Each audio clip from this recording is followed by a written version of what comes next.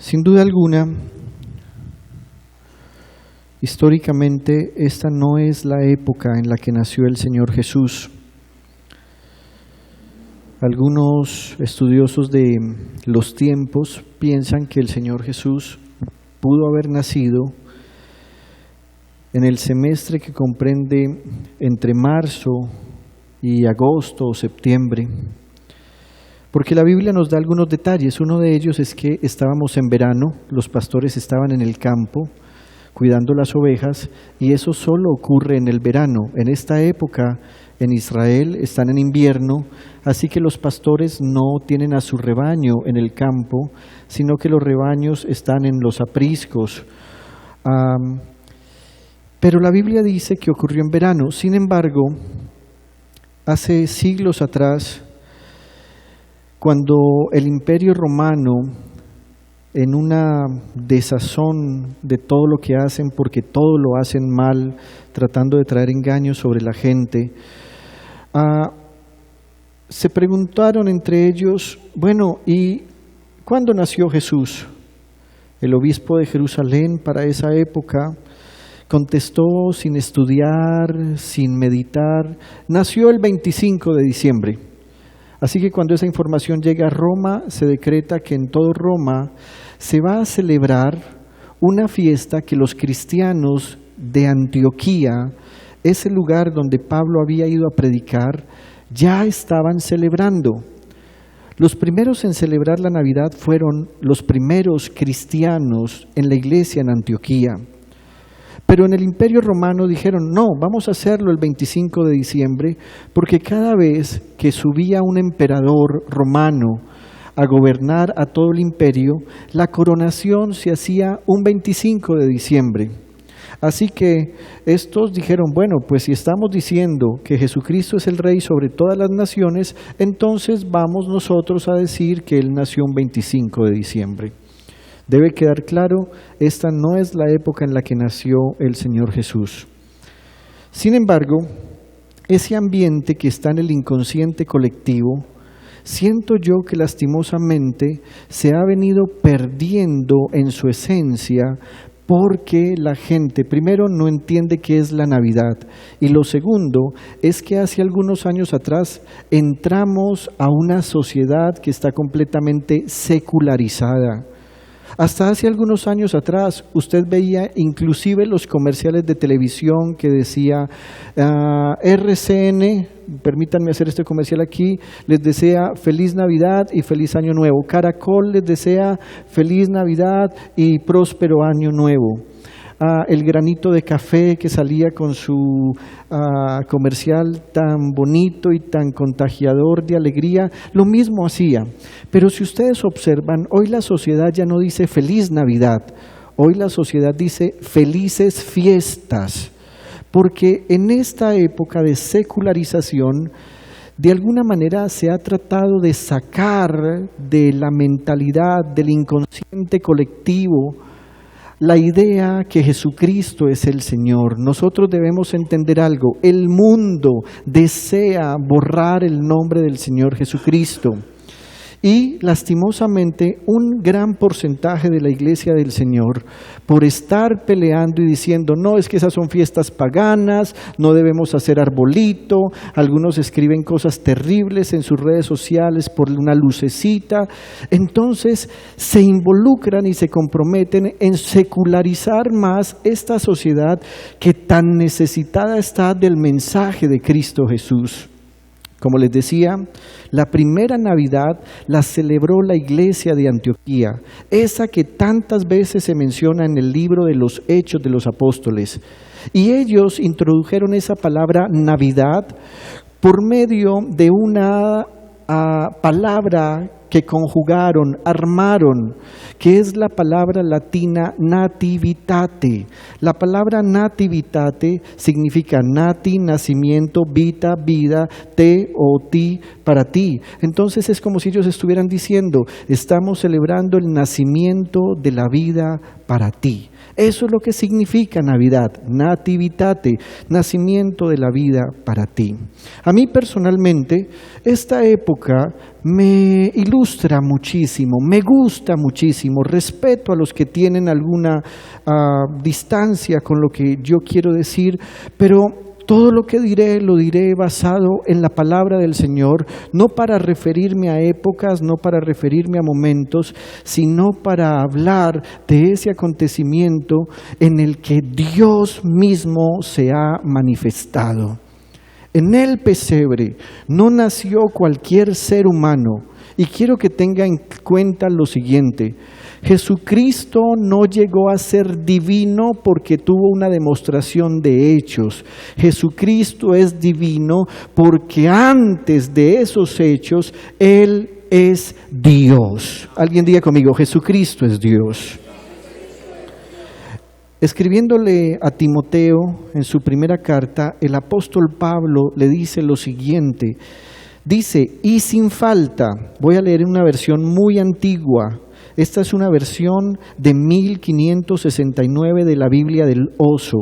La he tratado de poner en palabras como las nuestras porque la Biblia del Oso tiene un castellano muy difícil para nosotros, pero guardé las palabras tal cual aparecen en esa versión. Y dice, y sin falta. Grande es el misterio de la piedad. Paremos un momento acá.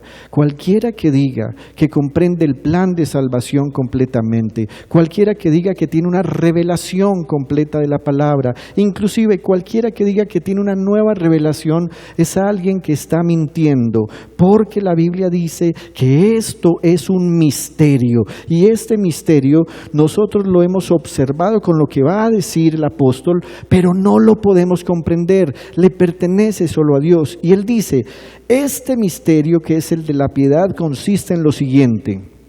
Mire lo siguiente, Dios se ha manifestado en carne. Yo no sé por qué algunas personas se han ido por corrientes teológicas como el triteísmo. Hay personas que creen que existen 3 dioses y que estuvieran como escalonados de mayor a menor grado. Hablan del Padre como si fuera un Dios mayor, del Hijo como si fuera un Dios intermedio y del Espíritu Santo como si fuera un Dios menor. En esta revelación que Pablo va a tener y va a expresar a la iglesia, le va a decir una cosa muy clara. Ese hombrecito que nació en el pesebre, que estuvo en el vientre de María, es nada más y nada menos, es nadie más y nadie menos que Dios mismo.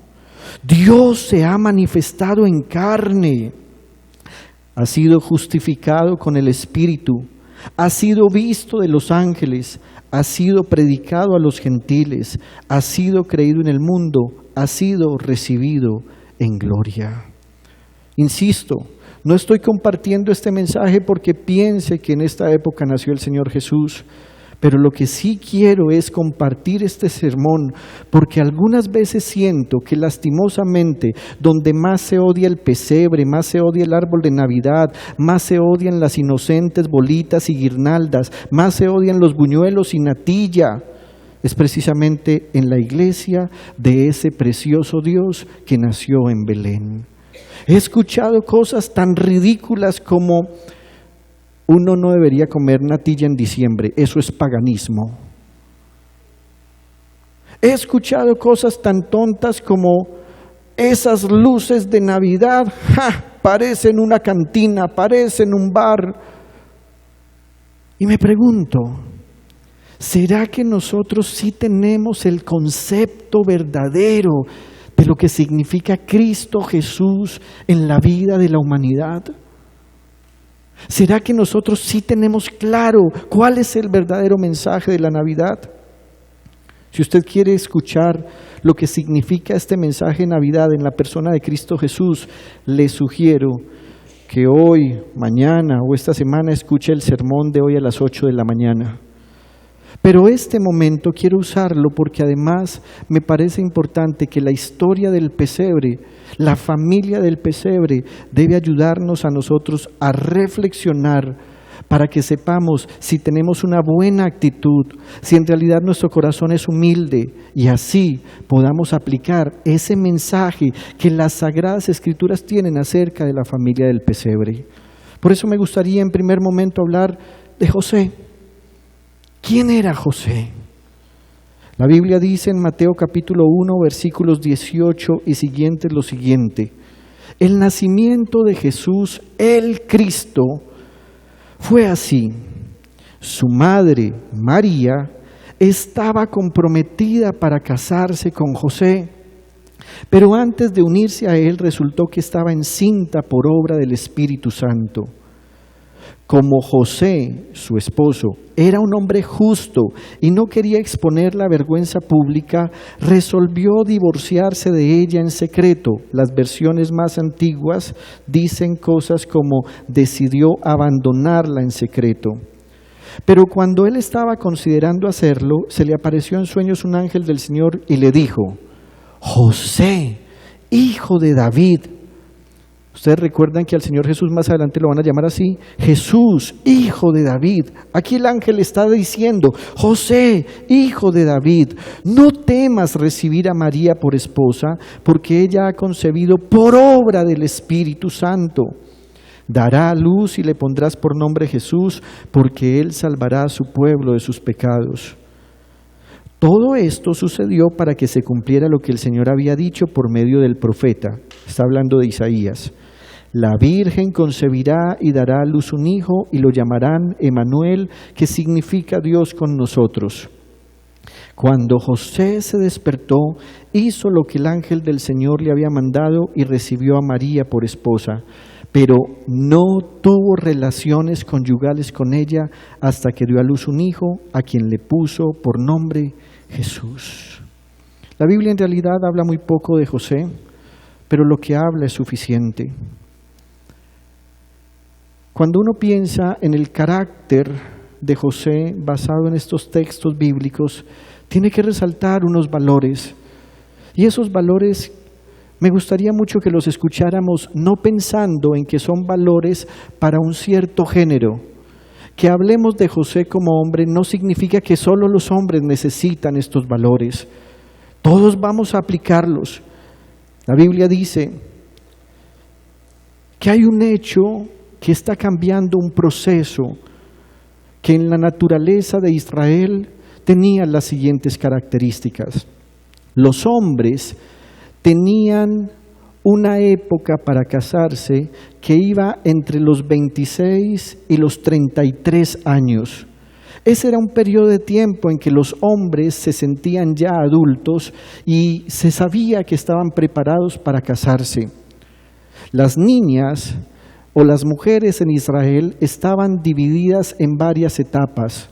Cuando la Biblia menciona mujeres como virgen, está haciendo referencia a mujeres que están entre los 12 y los 15 años.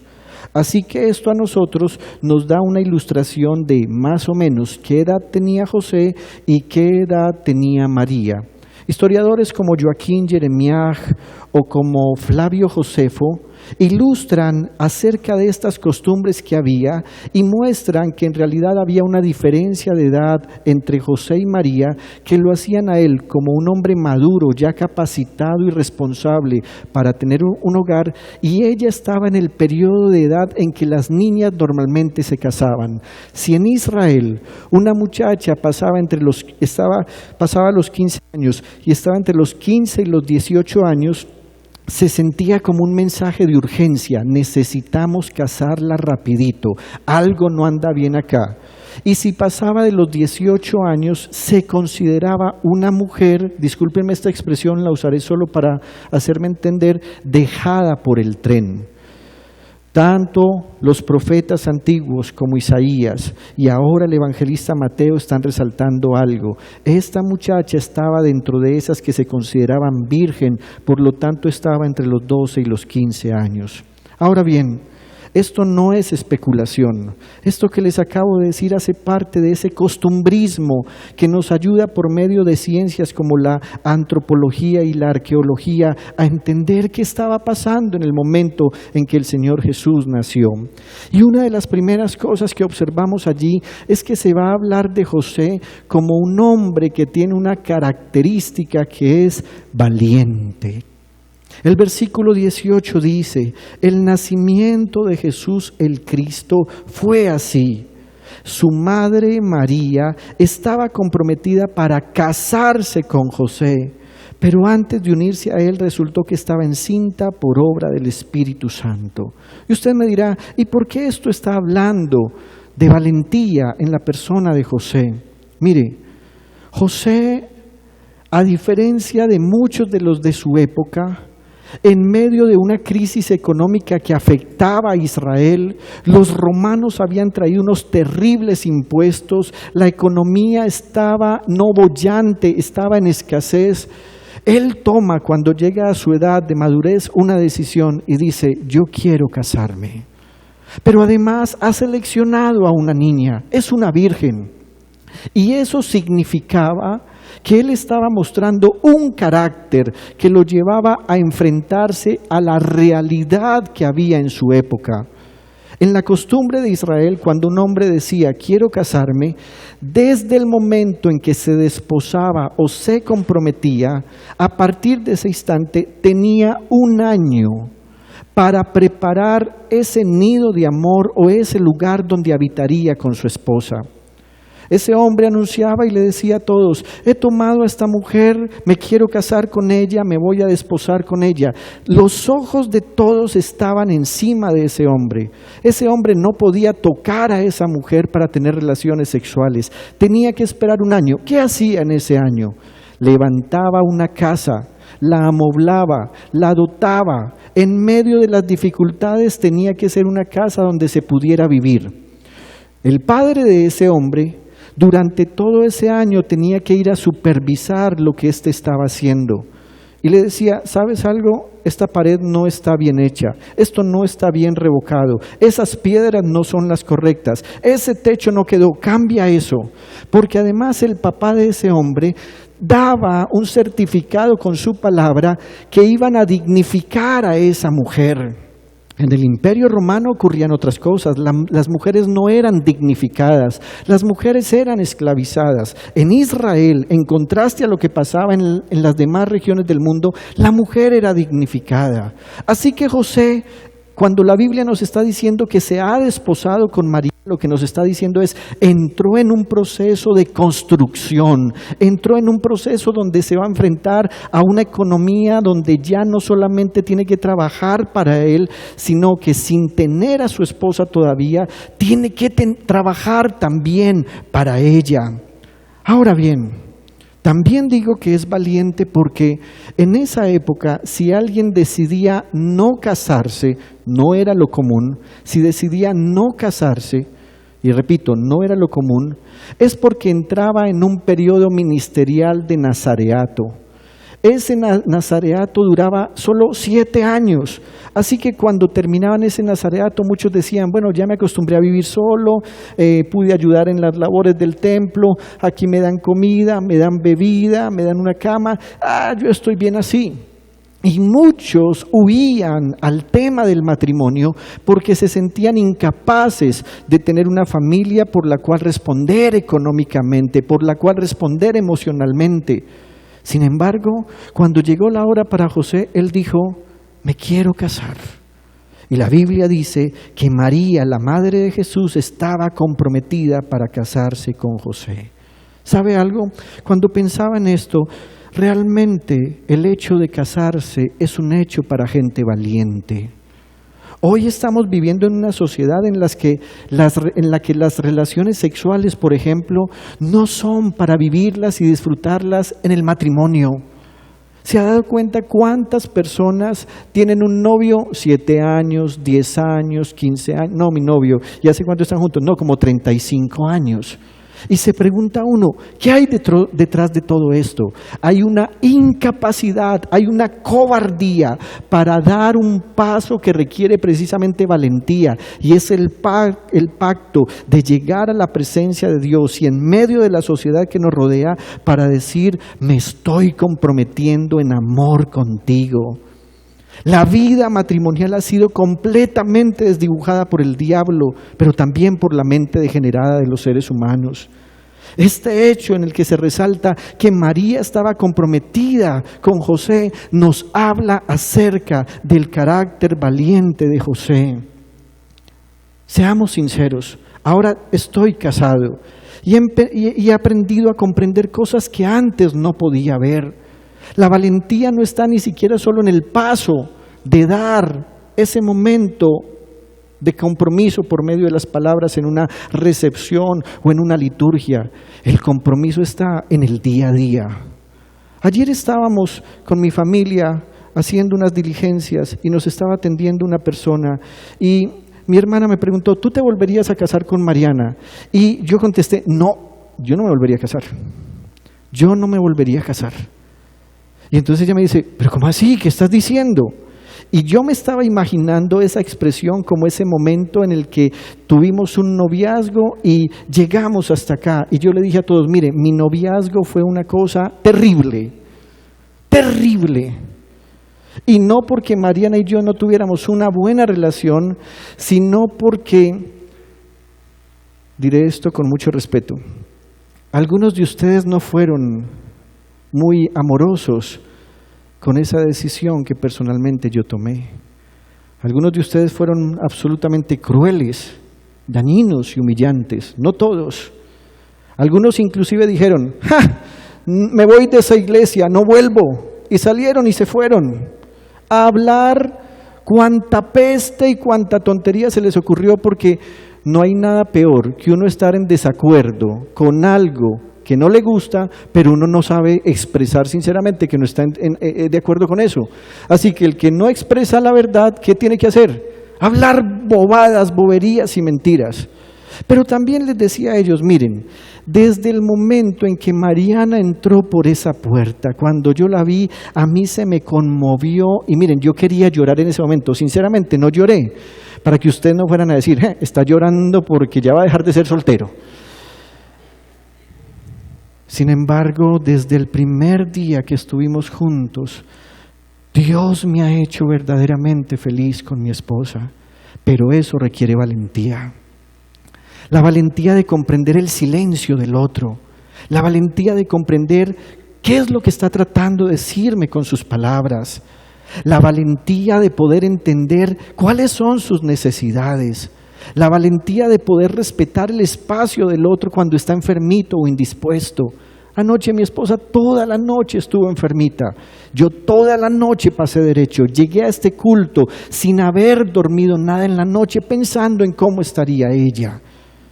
Pero otras personas son cobardes para eso. No, yo compartir una cama, jamás. A mí me gusta es dormir extendido. No, que yo voy a mercarle a otra, jamás. Ellas dicen, yo ayudar con las labores de la casa, lavarle los calzoncillos a otro, vea, guácala, no lavo ni los míos. Así que detrás de todo esto hay un verdadero valor que tiene que ver con la valentía de constantemente ser la persona que ella escogió. Muchas veces cuando entramos en confianzas excesivas en el matrimonio, terminamos mostrando una esencia que la otra persona dice, pero este no era el que yo había conocido. Una esencia que muestra lo peor de uno.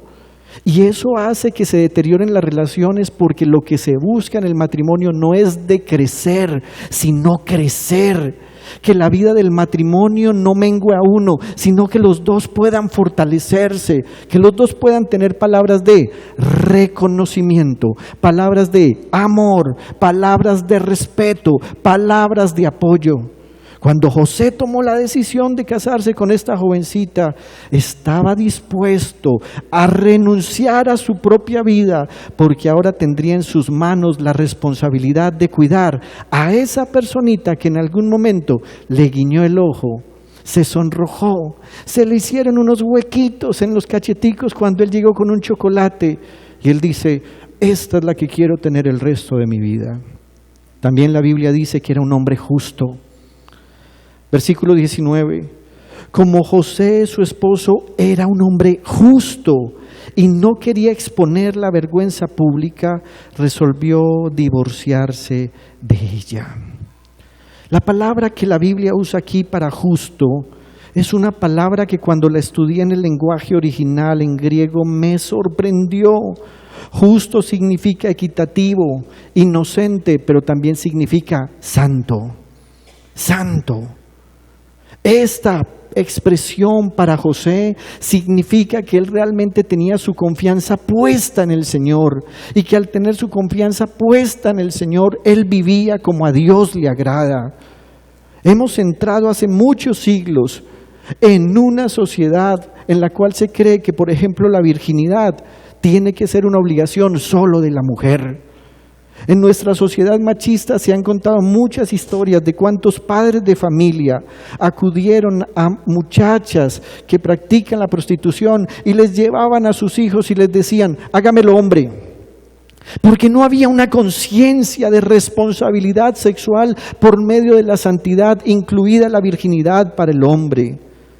Hoy seguimos necesitando hombres que quieran guardar la pureza sexual sin importar que los tachen de anticuados o afeminados. ¿Sabe qué se ha perdido hoy en la iglesia del Señor? La justicia que trae la santidad. Hoy mucha gente dice con su boca, yo creo en Jesucristo, pero sus actos no demuestran eso. Esta justicia que se resalta en él, según el evangelista Mateo, indica que José, como un hombre santo, mire, era limpio de pensamiento, era puro de corazón, pero era íntegro en su conducta.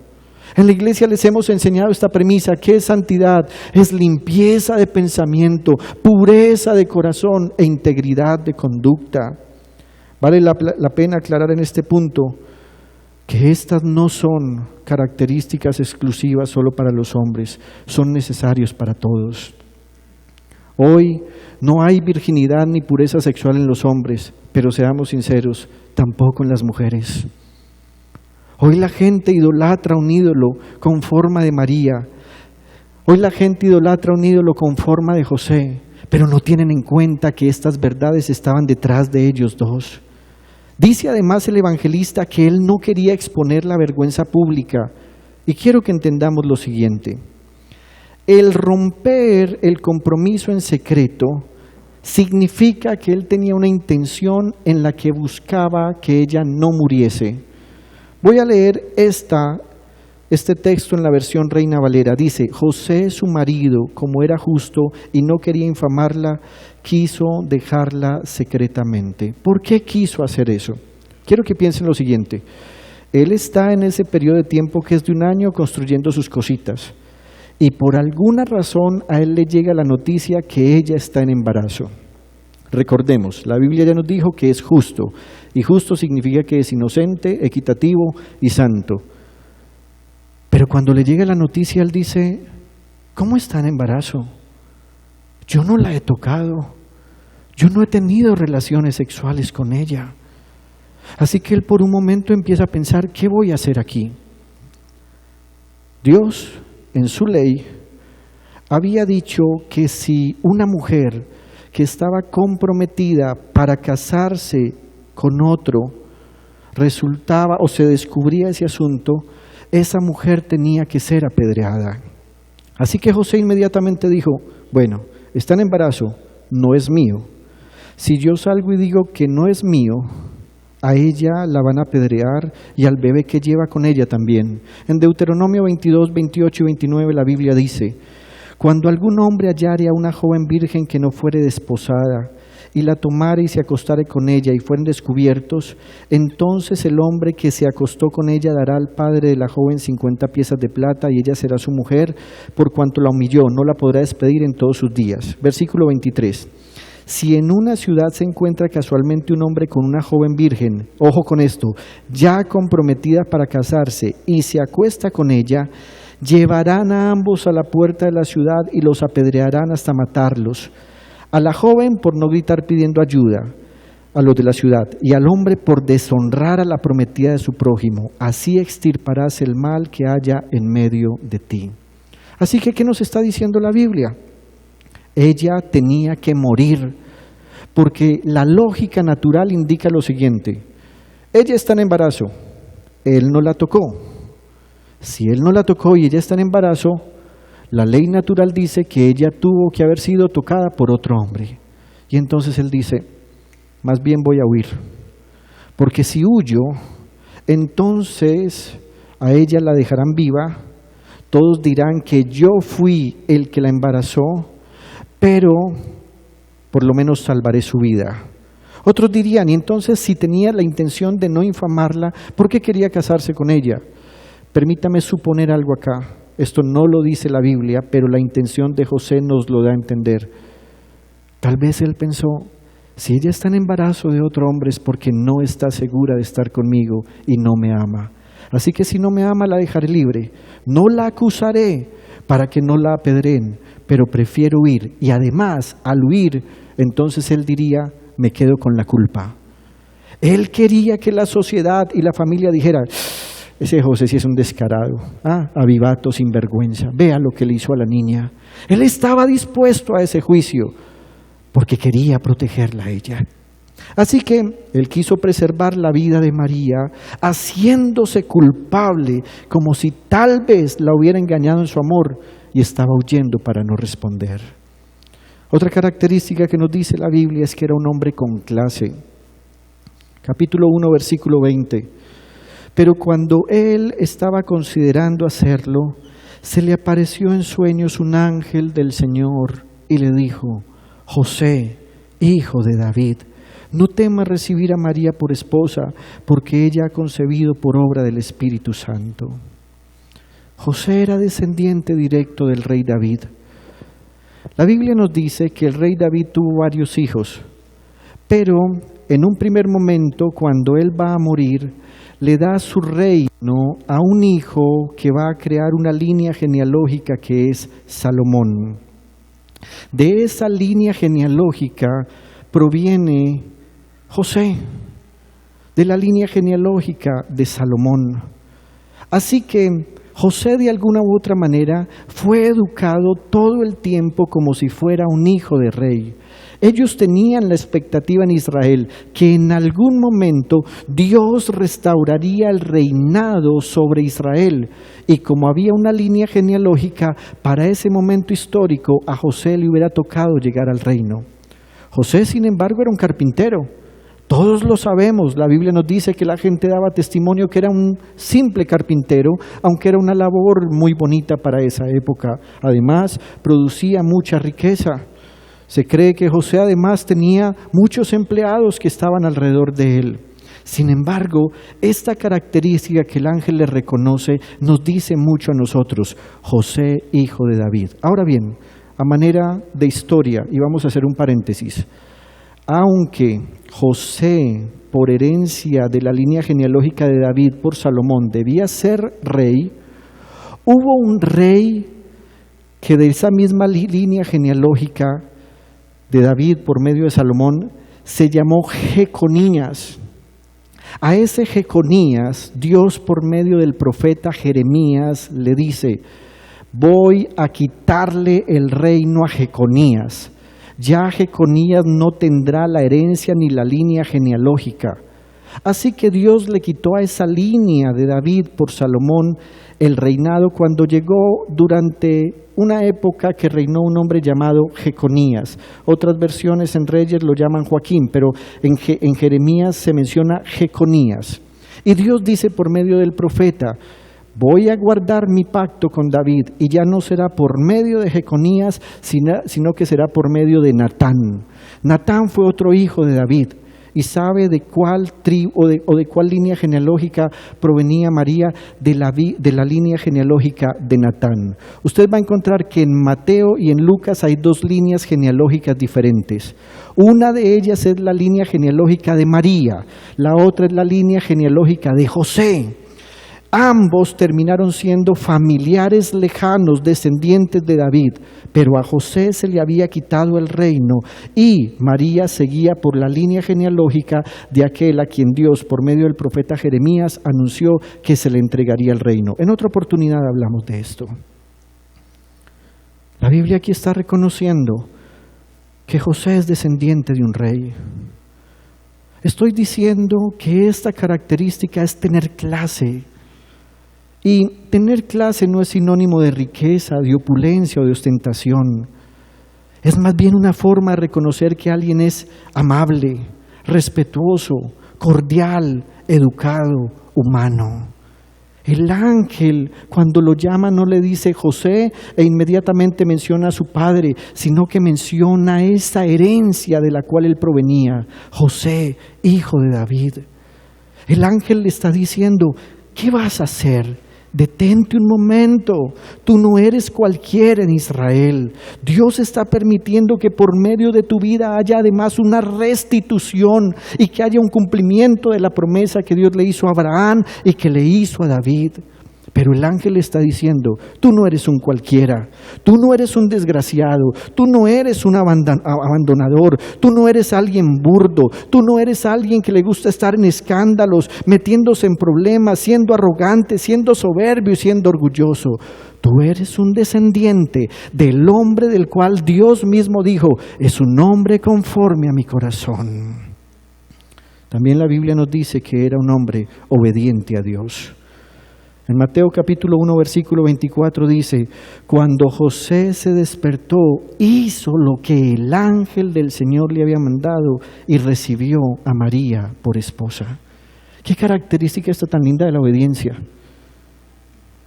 Todos hemos tenido a alguien a quien le hemos dado un instructivo, una orden o un consejo y ha hecho lo contrario a lo que le hemos dicho. Cierto que cuando uno hace eso, uno se siente incómodo. ¿Para qué me buscas si vas a hacer lo contrario? ¿Para qué te di una orden si vas a hacer lo que te da la gana? ¿No les parece a ustedes que José hubiera podido despertarse y decir, ¿qué es esto? Mira las cosas que me estoy imaginando, pues, dice que un ángel hablándome. No, me voy a empacar más ligero.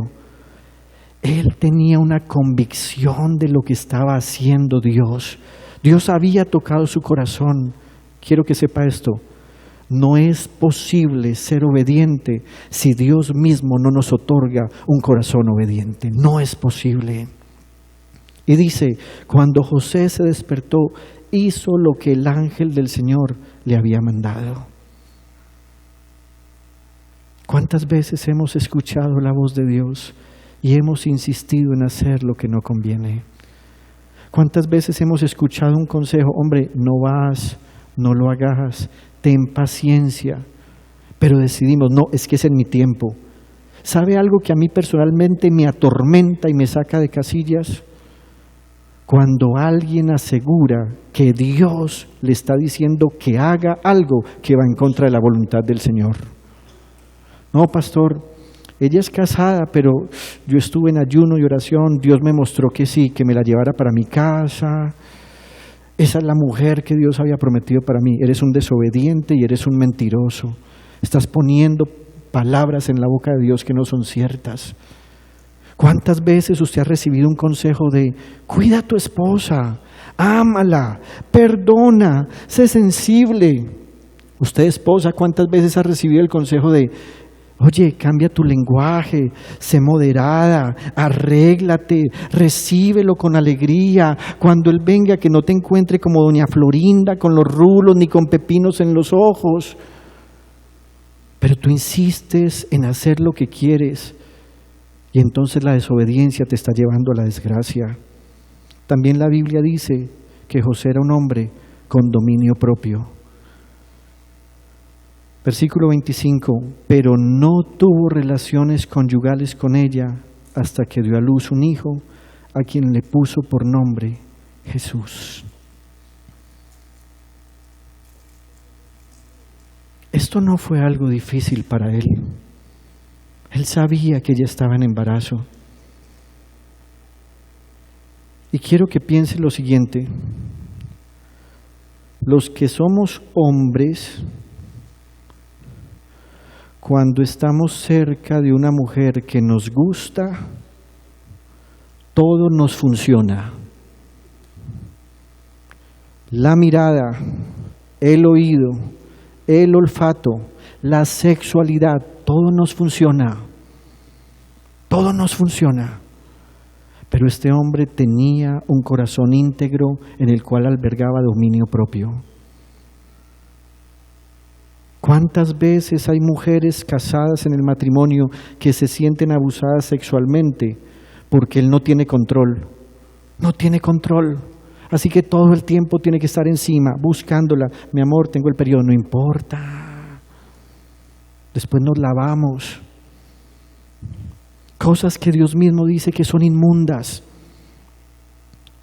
Pastor, no, pues, ¿cómo te parece? Le fui infiel a mi esposa y yo creo que ya se dio cuenta. ¿Me vas a ayudar o qué? Ayúdame, decirle vos. ¿Yo? ¿Ya esté?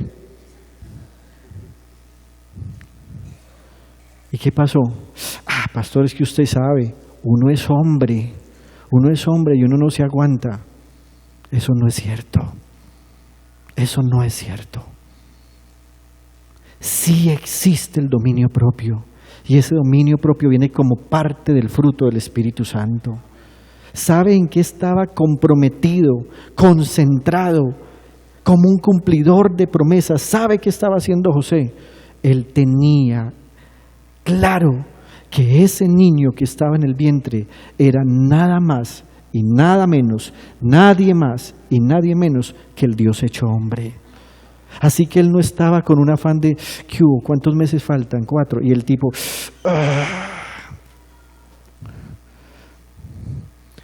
tampoco estaba yendo detrás de la masturbación o del sexo autocomplaciente. Tampoco estaba buscando a otra mujer mientras cuidaba a María, porque algunos dicen, ay no, pastor, es que yo la amo tanto a ella que a mí me toca buscar a otra porque es que a mí me da pena hacerle a ella lo que yo le hago a otras. Esa es una mente corrompida, con un corazón impuro e inmundo. ¿Sabe algo? La vida sexual en la pareja no es lo máximo, no es lo máximo. La vida sexual en pareja es el disfrute del amor y de la intimidad. Pero ¿cuántos hombres, por respeto a su esposa, han pasado años sin tener relaciones sexuales con ella mientras ella supera una enfermedad? ¿Cuántos hombres se han guardado en santidad mientras ella pasa un proceso de quimioterapia o de radioterapia? Y para no molestarla y para no afectarla más, ellos aguantan a pesar de las energías que tienen. Hace algunos años escuché en una conferencia de parejas a mi padre. Mi madre durante algunos años estuvo enferma con un sangrado y unas hemorragias que, si no estoy mal, fueron como 9 meses, 8 meses, 9 meses, con un sangrado constante. ¿Qué hizo él? Respetar su enfermedad, cuidarla, cuidar sus ojos, cuidar su corazón, cuidar sus manos, cuidar sus palabras, dominio propio. Por favor, tenga cuidado con estos aparaticos. En estos aparaticos algunas veces hay mujeres que no son su esposa que te dicen mi amor. Y si tú la lees con una intención sugestiva, te vas a dar cuenta que ese mi amor te produce unas maripositas en el estómago que te entran a un proceso de seducción y coquetería que van a llevarte al traste. La Biblia dice, pero no tuvo relaciones conyugales con ella hasta que dio a luz un hijo. Hablemos de María un poquitito. En primer lugar, era virgen. Lucas capítulo 1, versículo 26 dice, a los 6 meses Dios envió al ángel Gabriel a Nazaret, pueblo de Galilea, a visitar a una joven virgen, comprometida para casarse con un hombre que se llamaba José, descendiente de David. La virgen se llamaba María. En segundo lugar, fue una mujer aceptada por Dios. En el capítulo 1, versículo 28 de Lucas dice, el ángel se acercó a ella y le dijo, te saludo, tú que has recibido el favor de Dios. Y sigue diciendo, el Señor está contigo. Ahora bien, ¿qué significa eso de saludo o de te saludo? ¿Qué es lo que en realidad está diciendo la palabra de Dios? ¿Qué significará eso tan importante? Mire, cuando la Biblia dice que alguien halló el favor del Señor, significa que halló algo diferente que le hizo especial. La Biblia muestra que el amor de Dios es para todo el mundo. Dice, de tal manera amó Dios al mundo. La Biblia dice que las bendiciones de Dios son para su pueblo, solo para su pueblo. Pero también la Biblia dice que hay personas que hallaron el favor de Dios. Ese favor de Dios no tiene nada que ver con un favoritismo porque ellos hubiesen hecho algo. Simplemente hallaron el favor de Dios porque Dios mismo quiso exaltarles por tener dos condiciones: humildad y obediencia a su palabra. Cuando la Biblia dice favorecida, el favor de Dios, Dios favoreció a alguien. De Jacob, por ejemplo, se dice, y Dios lo favoreció. De Isaac se dice, y Dios lo favoreció. Lo que está diciendo es, Dios miró el corazón de esa persona y se dio cuenta que tenía dos características. Era humilde y estaba atento a lo que Dios le indicara. La Biblia entonces nos indica que ella fue aceptada por Dios porque era una mujer devota, una mujer que se humillaba ante Dios, adoraba a Dios, escuchaba y guardaba la palabra de Dios. Si usted lee ahí en el capítulo 1 también del Santo Evangelio según San Lucas, quiero pedirle, abra su Biblia un momentito, San Lucas capítulo 1.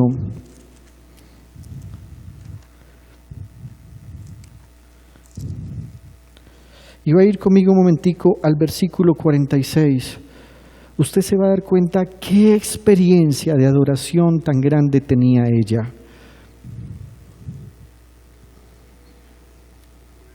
Cuando lo tenga puede decir amén. Lucas capítulo 1 versículo 46. Y vamos a escuchar esto como una mujer que está adorando a Dios. Y mire lo que dice. Entonces dijo María: mi alma glorifica al Señor, y mi espíritu se regocija en Dios mi Salvador, porque se ha dignado fijarse en su humilde sierva. Ella está reconociendo esa característica en ella. Desde ahora me llamarán dichosas todas las generaciones, porque el Poderoso ha hecho grandes cosas por mí. Santo es su nombre. De generación en generación se extiende su misericordia a los que le temen. Hizo proezas con su brazo, desbarató las intrigas de los soberbios. De sus tronos derrocó a los poderosos, mientras que ha exaltado a los humildes. A los hambrientos los colmó de bienes y a los ricos los despidió con las manos vacías. Acudió en ayuda de su siervo Israel y, cumpliendo su promesa a nuestros padres, mostró su misericordia a Abraham y a su descendencia para siempre. Si usted observa, este cántico de ella no fue una improvisación de esas que muchos cristianos algunas veces hacen. Van y escuchan una canción pegajosa del mundo, le ponen una letra medio cristiana y empieza a cantar. ¿Sabe qué estaba cantando ella?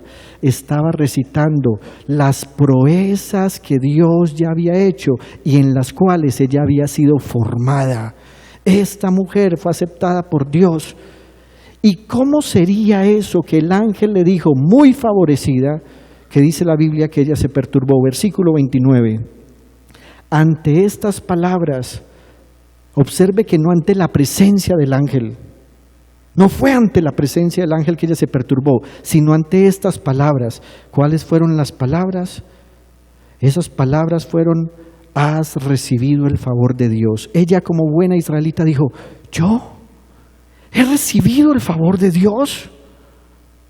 Sé que Dios nos ama, sé que como su pueblo Israel nos bendice, pero en Israel no todos han recibido el favor de Dios. Yo he sido favorecida por el Señor. Y dice, ante estas palabras, María se perturbó y se preguntaba qué podría significar este saludo. No tengas miedo, María, Dios te ha concedido su favor, le dijo el ángel. Quedarás encinta y darás a luz un hijo y le pondrás por nombre Jesús. Él será un gran hombre y lo llamarán Hijo del Altísimo. Dios el Señor le dará el trono de su padre David y reinará sobre el pueblo de Jacob para siempre. Su reinado no tendrá fin. ¿Decimos amén ahí? Amén. También podemos decir que María era una mujer segura de sí. Miren lo que le va a preguntar al ángel. ¿Cómo podrá suceder esto?, le preguntó María al ángel, puesto que soy virgen? El ángel le responderá y le dice: el Espíritu Santo vendrá sobre ti y el poder del Altísimo te cubrirá con su sombra. Así que al santo niño que va a nacer lo llamarán Hijo de Dios. También tu pariente Elizabeth va a tener un hijo en su vejez. De hecho, la que decían que era estéril ya está en el 6º mes de embarazo. Y dice el ángel: porque para Dios no hay nada imposible. Pero miren la pregunta de ella: ¿cómo podrá suceder esto, puesto que soy virgen? Eso es seguridad en ella. Ella sabía que jamás se había dejado tocar por un hombre. Ella sabía cuáles eran las condiciones educativas en que había sido levantada en su casa y en Israel. Ella sabía a quién temía. Hoy necesitamos cristianos seguros de sí. ¿Sabe, hermanos, en qué estamos fallando? ¿Saben por qué nos falla muchas veces la fe? Estamos fallando porque hemos ignorado lo que Dios ha hecho en nosotros. Estamos fallando porque muchas veces ante una necesidad vamos a clamar al Señor por una respuesta en medio de la necesidad y se nos viene inmediatamente todo lo malo que en el pasado hicimos. Así que volvemos con oraciones repetitivas: Señor, perdóname, Señor, me arrepiento, Señor, purifícame. Y aunque eso es válido, muchas veces tenemos una conciencia de permanente culpa porque no sabemos quiénes somos en Cristo Jesús. Ella sí sabía quién era, así que expone su condición. ¿Cómo va a pasar esto? Yo soy virgen. Ella sabía quién era, sabía cómo se había comportado. Pero también, al igual que José, estaba dispuesta a obedecer. Versículo 38. Aquí tienes a la sierva del Señor, contestó María, que Él haga conmigo como me has dicho. Con esto el ángel la dejó. Ella no dijo: ay, angelito, pero es que me voy a casar. Ella no dijo: pero es que tengo otros planes. Tampoco dijo: ¿y entonces qué hago con José? Tampoco dijo: ¿y qué va a decir la gente? ¿Y qué van a opinar los demás? Ella, en su obediencia, simplemente le dice al ángel: que se haga en mí conforme a lo que Dios quiere conmigo, porque María sabía que el que obedece a Dios puede dejar las consecuencias de su obediencia en las manos del Señor. ¿Sabe algo? Muchas veces obedecer al Señor trae consecuencias negativas.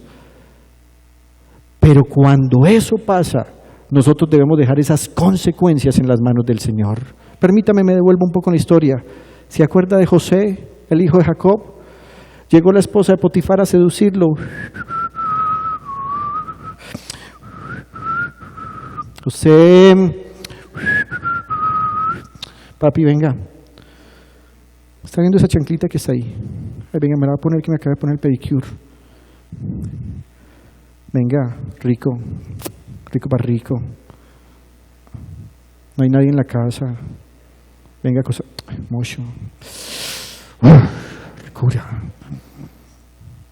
¿Sabe qué le dijo él? ¿Cómo podría pecar yo contra Dios? ¿Y sabe qué le pasó por haber dicho eso en obediencia? Directico para la cárcel.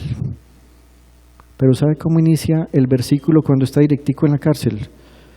Pero aún en la cárcel el Señor estaba con José. Sea obediente y déjele las consecuencias de su obediencia al Señor. También la Biblia nos dice que María era una mujer capaz. Hoy estamos rodeados de una sociedad de jovencitos y jovencitas inútiles. Inútiles. Versículo 39 de Lucas 1. A los pocos días María emprendió el viaje y se fue deprisa a un pueblo en la región montañosa de Judea. Y usted dirá: bueno, ¿y qué tiene que ver esto con capaz? ¿Sabe qué dice la Biblia? En Eclesiastés capítulo 10, versículo 15 dice: el trabajo del necio tanto lo fatiga que ni el camino a la ciudad conoce. De María está diciendo lo contrario. Y permítame hacer una reflexión antes de volvernos. ¿Usted quiere conocer a una persona inútil? Dígale que vaya y haga una vuelta al centro de la ciudad. No tiene ni idea. No tiene ni idea. Vean, eso es ahí en San Juan con Carabobo. San Juan, San Juan, San Juan. ¿Cuál es San Juan? ¿Por dónde pasan las busetas de San Cristóbal es a San Juan? ¿Ah? Y está parado en San Juan con Carabobo. Oiga, ¿para dónde es el norte? ¿Para dónde es el norte? ¿Por qué? ¿Qué necesitas? Me dijeron que hacia el norte está la estación Floresta del metro, pero van hacia allá. Pasaron por debajo de ella, no la vieron y están caminando hacia el norte diciendo que es para allá. La gente inútil es incapaz. ¿Oíste? ¿Por qué no hiciste un arrocito? Ah, ma, yo no soy capaz de hacer eso, ma. ¿Cuántas veces te he dicho? Media taza de arroz por una de agua. Le echa aceitico. Cuando usted vea que el arrocito ya hizo unos huequitos, usted le va a dar una revolturita para que no se le pegue. Ah, ¿vieron? Ah.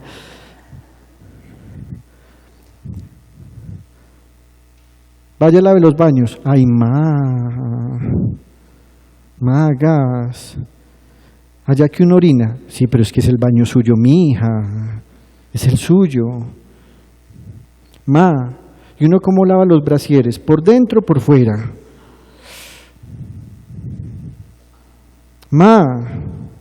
¿La plancha se conecta antes o en medio de la planchada? Ella era una mujer capaz. Tan capaz que fue capaz de emprender un viaje. Hay gente que, no, pastor, no, estamos esperando. Yo le dije a mi esposo que si quería niños, primero el carro.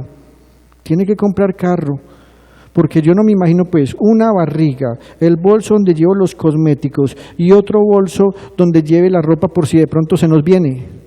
Incapacidad. ¿Qué pasó con esa sociedad de la gente capaz? Gente que decía, vamos a hacer este negocio, invocaban el nombre del Señor y sufrían, luchaban, pero lo sacaban adelante. El trabajo del necio tanto lo fatiga que ni el camino a la ciudad conoce. Pero de María está diciendo lo contrario.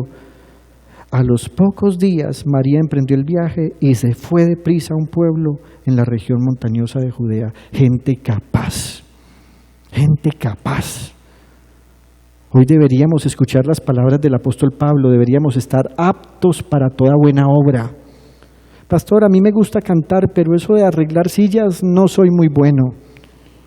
Pastor, a mí me gustaría mucho predicar, pero sinceramente eso de ir a hacer aseo los viernes a la iglesia, no, créame, yo no soy capaz de coger una escoba. ¡Inútil! No quieres servir, quieres figurar que es diferente. Por último, encuentro que María era una mujer reflexiva. Versículo 19 del capítulo 2, María por su parte guardaba todas estas cosas en su corazón y meditaba acerca de ellas.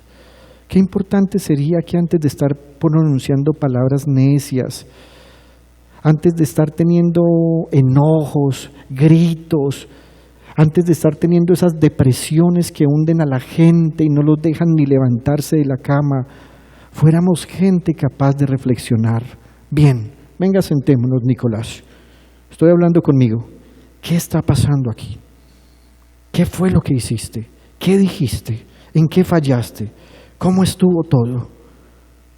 Qué bueno que pudiéramos guardar en nuestro corazón las cosas que el Señor ha hecho. Alguien alguna vez dijo, la garantía que Dios quiere obrar en tu favor es que en el pasado cuando lo necesitaste, Él lo hizo.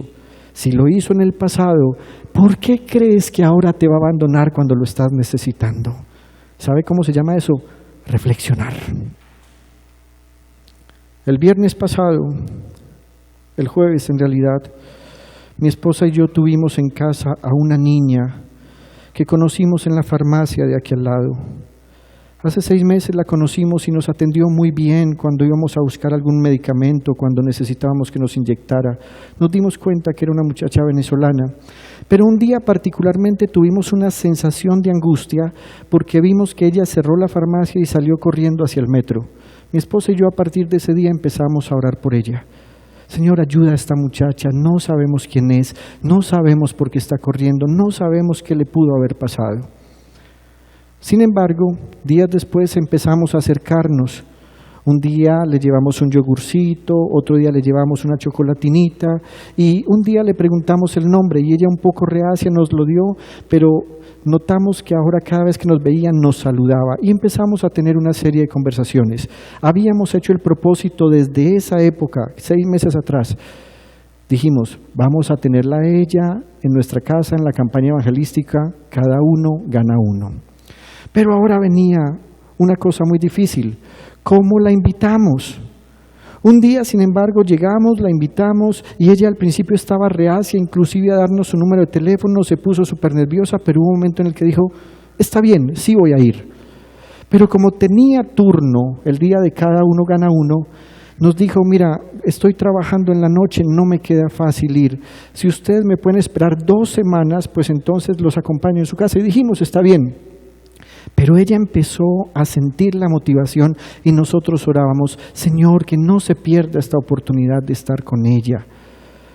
Entonces la semana pasada nos escribió y dijo, pedí permiso y cambié el turno. Voy a trabajar en la mañana, así que puedo estar el jueves en la noche con ustedes. Efectivamente llegó con su novio y estaba muy asustada. Llegaron con una ancheta muy bonita de frutas y como que no sabían qué iba a pasar. Y nosotros ya estábamos tranquilos, pusimos unos villancicos, estábamos terminando de preparar los alimentos, les servimos un vinito de esos que no tienen alcohol y ellos empezaron a decirnos, ustedes son de la iglesia, ¿cierto?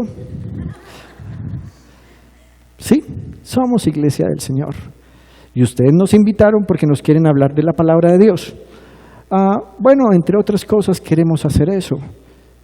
¿Saben? Queremos que nos hablen de la palabra del Señor. Y ella dice, yo le pregunté a mi mamá si debía venir o no, y la mamá me dijo, ¿los conoces? Y ella dijo, creo que son de la iglesia. Y la mamá le dijo, vaya, Dios la está buscando. Estuvieron con nosotros unas horas escuchando, pero luego, cuando empezaron a recordar su historia, ellos son ciudadanos venezolanos, dijeron lo siguiente, dice ella, yo soy ingeniera industrial, mi pareja es tecnólogo electricista. Cuando llegué a Medellín tuve que aprender a hacer otra cosa, como tomar órdenes de medicamentos, aplicar inyecciones y en eso trabajo. Y dijo, hoy sé que Dios hizo todo esto porque ese era el camino que Él había trazado para poder conocerlos a ustedes. Nos tomamos algunas fotografías, las mandamos por WhatsApp y después de haberse ido de casa nos da por mirar el WhatsApp y mi esposa me dice, ¿ya viste el estado de Tairis? ¿Saben qué puso? Gloria a mi Señor Jesús. Hoy fue una noche gloriosa. Señor Jesucristo, te recibo con todo mi corazón. Pero ¿saben por qué pasa eso? Porque hay gente capaz de reflexionar en lo que les ha pasado. Nosotros hubiéramos podido decir, qué rabia, otra vez este dolor en el pulmón, voy a tener que ir a donde voy a ir a esa farmacia que me apliquen una inyección. Tenemos que aprender a reflexionar que nuestros dolores, nuestras enfermedades, cualquier situación que estamos viviendo, Dios está actuando para mostrarle a alguien su favor. Cuando estés en escasez, no te preocupes. Alguien tendrá Dios con el cual podrás compartir por medio de un alimento algo de la palabra. Cuando estés enfermo, no te le quejes tanto al médico. Claro, doctor, si yo llego tarde no me atienden, pero yo sí lo tuve que esperar a usted 40 minutos. Compártele tu experiencia, guarda todo en tu corazón. Permítame terminar con un ejemplo acerca de reflexión. El sábado pasado, los hermanos que estaban preparando los chuzos para el asado nos llamaron muy temprano. Miren, no nos van a caber en la nevera. Necesitamos que por favor vengan y recojan una parte y las guarden ustedes. Y nosotros dijimos, sí, claro que sí. Mire, para llegar de San Germán hasta el Parque de la Floresta nos demoramos 2 horas. 2 horas. Había un trancón terrible por una actividad que la alcaldía de Medellín había hecho. No había por dónde andar. No había por dónde andar. Sin embargo, cuando fuimos a salir de aquel sector para ir allá, mi papá escuchó que una señora estaba hablando con su esposo y le decía: mi amor, no hay taxi, entonces ¿qué hago? Me va a tocar sacar el carro y el esposo está en motocicleta, necesita ir a otro lugar. Y el pastor viene y nos pregunta: mira, hay una señora que va justo para donde nosotros vamos, ¿será que la llevamos? Y dijimos: sí, llevémosla, ¿qué problema hay? Mire, fueron 2 horas de trancón donde la señora preguntó quiénes éramos, dijo que conocía la iglesia, dijo que iba a venir, descargó la plataforma o la aplicación de la emisora, cuéntenme testimonios, y empezó a escuchar la voz de Dios. Ante toda situación difícil, antes de quejarnos, reflexionemos. Termino con 3 preguntas. ¿Tenemos estas características de José y María para que el Señor habite en nosotros? ¿Qué características de estas me faltan? ¿Y se está notando en mi vida familiar, por ejemplo, que faltan estas características? Pregunta: ¿soy alguien digno de ser habitación del Señor?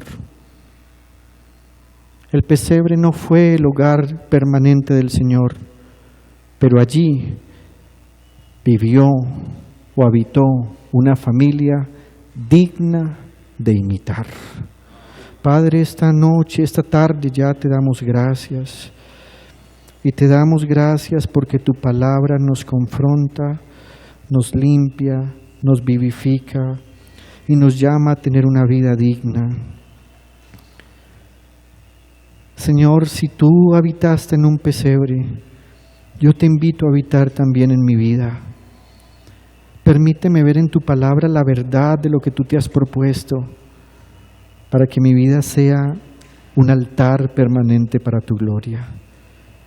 Hemos predicado y escuchado esta mañana la palabra y te damos gracias, Padre, en el nombre de Jesús y por el poder del Espíritu Santo. Amén, amén y amén.